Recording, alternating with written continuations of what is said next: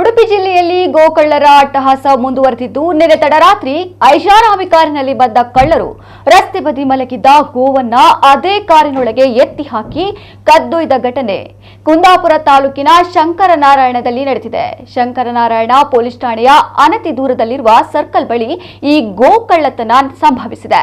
ಮಧ್ಯರಾತ್ರಿ 1:50ರ ವೇಳೆಗೆ ಐಷಾರಾಮಿ ಕಾರಿನಲ್ಲಿ ಬಂದ ಗೋ ಕಳ್ಳರು ರಸ್ತೆ ಬದಿ ಮಲಗಿದ್ದ ಒಂದು ಗೋವನ್ನ ಕಾರಿಗೆ ತುಂಬಿಸಿ ಇನ್ನೊಂದು ಗೋವನ್ನ ಕಾರಿಗೆ ತುಂಬಿಸಲು ಯತ್ನಿಸಿದ್ದಾರೆ.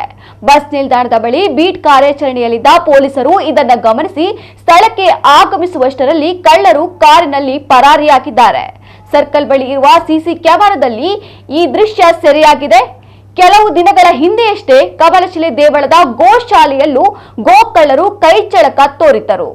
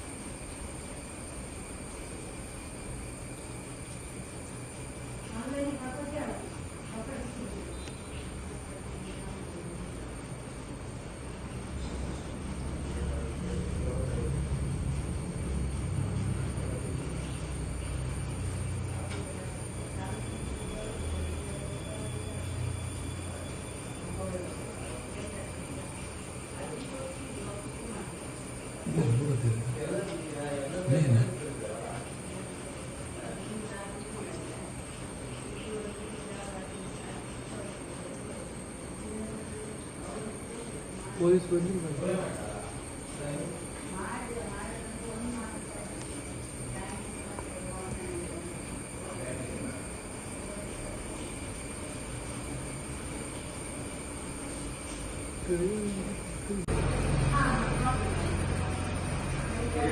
Thank you.